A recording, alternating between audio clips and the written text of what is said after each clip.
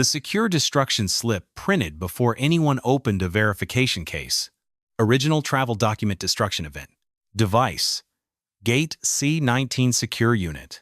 Employee login: Grant Mercer. Time: 7:14. Verification case: None. Authorization code: blank. A narrow strip of blue paper remained caught between the machine's rollers. 7 minutes earlier, the same gate had been following normal procedure. Blue Crest Flight 604 to London was preparing to board at Carolina Gateway International Airport. A white passenger approached Grant's podium with a passport page bent near the corner. Grant examined it without changing his expression. "Give me un moment, sire." He opened the document validation tool. Leah Moreno stood beside him and watched the case number appear.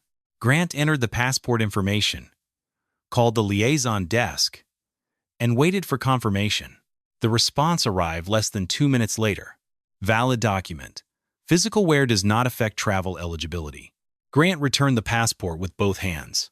"You are cleared. Have a good flight." The passenger thanked him and walked toward the boarding lane. Carol Bennett stood 3 places back in line. She noticed how easily the problem had been handled. Then Simone Avery stepped forward. She wore a navy blazer, a plain white blouse, and dark trousers. Her federal credential remained inside the leather briefcase hanging from her shoulder. She was traveling to London before continuing to a scheduled aviation review in Geneva. That morning, however, she had spoken only about family. "I'll call after I land," she had told her mother. "You said that last time. This time I mean it." Her mother had laughed. Simone was still carrying that sound with her when she placed her boarding pass and passport on the podium. Grant looked at the passport, then at Simone, then back at the passport. He opened it slowly. London, Geneva, Nairobi, Tokyo, São Paulo. His thumb stopped beside one of the entry stamps. "What explains this travel pattern?" "My work." "What kind of work?" "Federal aviation." Grant looked up. He did not open the validation tool. Instead, he selected Document Integrity Exception. A reason field appeared. Travel history inconsistent with passenger presentation. Leah saw the text. "That is not a standard reason code," she said quietly. Grant kept typing. "I'm the document lead. We should open validation first." He did not answer her. Simone watched the monitor reflected in the plastic divider. What feature failed verification? Grant closed the passport. The complete presentation is inconsistent. What verification was performed? I am assessing it now. Then do not label the document fraudulent before the assessment.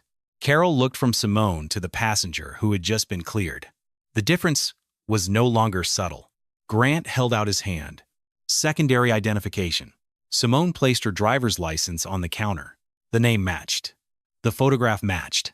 Grant studied both documents longer than necessary. This is not sufficient. What does not match? I am not comfortable clearing the passport. Comfort is not a verification result. Grant's jaw tightened. Proof of employment. Simone did not open her briefcase. Is proof of employment required for passport validation? It is required when I request it. Leah opened a tamper-evident evidence envelope. Blue Crest procedure was clear. A suspected original document could be retained only after a formal validation attempt. It then had to be sealed, assigned a case number, and transferred to airport police. Grant took the envelope from her hand. The boarding clock continued counting down. In the operations office, station manager Nolan Briggs was already monitoring the departure timer. A formal referral could delay the flight. Grant looked toward the boarding lane, then toward the secure shredder behind the podium. Simone kept her voice level. Place the passport in the evidence envelope and record my objection. Grant selected a new field on the screen. Passenger declined supporting explanation. I did not decline identification. He reached past Leah and switched on the shredder. The motor started. Leah looked at the validation screen. No session had been opened. Grant held Simone's passport above the slot. I am removing a fraudulent document from circulation. Simone looked at the empty authorization field on the console, then at the airport clock. Record the time, she said. Grant Mercer lowered the passport into the shredder. The motor caught the blue cover first, then the pages. The sound lasted only a few seconds. When it stopped, part of the cover remained visible beneath the rollers. Simone Avery did not reach across the podium. She did not raise her voice. She looked at the gate clock. 7:14. Leah Moreno's eyes moved to the destruction console. The authorization field was still blank. Grant opened the incident screen. Passenger presented fraudulent travel document. Simone watched him type. Passenger refused secondary proof. I provided a driver's license. Grant continued. Passenger interfered with boarding process. I asked you to preserve the passport. He selected another field. Document destroyed for security protection. Then he lifted his radio. Airport police to gate C19. Suspected document fraud. Passenger is disputing authorized action. Carol Bennett stepped out of line. She had watched Grant open a validation case for the white passenger ahead of Simone. She had watched him skip every one of those steps now. Her flight was already boarding. She looked toward the lane. Then, toward the blue strip, caught inside the machine. Add me as a witness. Grant turned. Ma'am, you need to remain in the boarding line. I was in the line. You may miss the flight. Then put that in the record too. Carol gave Leah her full name and seat number. Leah entered both before Grant could stop her. Sergeant Marcus Cole arrived less than 2 minutes later. He did not begin by asking Simone what she did for a living. He looked at the shredder. Who activated that device? Grant raised one hand. I did. What was destroyed? A fraudulent passport. Marcus took out a small evidence notebook. What verification case confirmed that? Grant paused. I used professional judgment. That was not my question. Marcus stepped behind the podium. The validation screen showed no open session. He looked at Leah. Was the document run through the airline system? No. Grant cut in. I did not need the system to identify the problem. Marcus looked back at him. What physical feature was fraudulent? The travel history did not make sense. For the document? For the passenger. Marcus wrote that down. Then he unplugged the shredder. He placed an evidence seal across the access panel. Has the bin been opened? No, Leah said. Grant answered at the same time. It does not matter. The document was invalid. Marcus photographed the device number, the employee login, and the blank authorization field. He requested the gate audio and the destruction event log. Then he assigned an airport evidence number. The machine no longer belonged to Grant's station. Marcus turned to Simone. Your name? Simone Avery. She handed him her driver's license. Occupation? Federal aviation employee. Grant gave a short laugh. Marcus did not react. Employee number? Simone recited it from memory. Marcus entered the information. Travel document status? Valid United States passport. Destroyed before verification. Grant leaned toward the screen.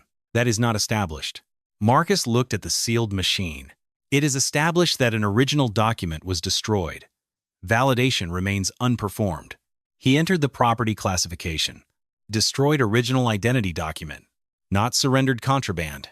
Nolan Briggs arrived from the operations office with a tablet in one hand. His first glance went to the departure clock. What is holding the flight? Marcus answered. Evidence preservation. Nolan looked at Grant. Grant spoke quickly. Passenger document disagreement. I resolved it. Marcus closed his notebook. No. You destroyed the disputed document before referral. Nolan lowered his voice. We can document this internally and keep the aircraft moving. The aircraft can move with another gate agent. Nolan turned to Leah. Complete the destruction confirmation. A form appeared on her screen. Document visually identified as fraudulent. Validation completed. Secondary agent witnessed authorized destruction. Passenger refused formal refer. Leah read each line. None of them was true. Grant stepped beside her. Your certification review is at the end of the month. Nolan tapped the form. Sign what happened and we can close this. Leah kept her hands away from the keyboard. Which validation case am I certifying? No one answered. She opened the exception record instead. Validation. Not performed. Original document destroyed before liaison or law enforcement referral. She added Carol's seat number, the device number, the destruction time, the airport evidence number. Then she submitted the record to the corporate integrity queue. Grant reached for the mouse. The screen changed before he touched it. Editing restricted. External evidence number attached. Nolan tried to close the passenger complaint. A second message appeared. Outside station review required. The secure printer started behind the podium. A preservation notice came out page by page. Gate audio retained. Validation logs retained. Destruction equipment retained. Grant Mercer removed from document handling duties. Nolan Briggs's closure authority suspended. The last line printed more slowly than the rest. Affected passengers' federal employment verification received. The review began that afternoon in the station control room. The sealed shredder bin sat on a metal evidence cart. Beside it were the destruction slip, Grant Mercer's exception note, Leah Moreno's statement, Carol Bennett's witness form, and Sergeant Marcus Cole's police report. Helena Price, joined by secure video from the Federal Regional Office. Simone Avery sat along the side wall. She did not take the chair at the head of the table. Helena opened the timeline. 6:58. Boarding began. The gate record appeared. 7:06. Passenger presented a passport. Another entry followed. 7:07. Document integrity exception created. Grant leaned forward. I had concerns. Helena continued. 7:08. Junior agent recommended validation. Leah's statement appeared beside the system log. 7:10. Secondary identification presented. Simone's driver's license matched the passport record. 7:12. Passenger requested an evidence envelope. The gate audio played. Simone's voice was level. Place the passport in the evidence envelope and record my objection. Helena stopped the recording. 7:14. Original passport destroyed. The destruction slip filled the screen. Verification case. None. Authorization code. Blank. Grant folded his arms. The document appeared fraudulent. Helena opened the validation history. No session was opened. I assessed it visually. You reported that validation failed. Grant looked toward Nolan Briggs. Nolan said nothing. Helena opened the liaison phone record. No call was placed.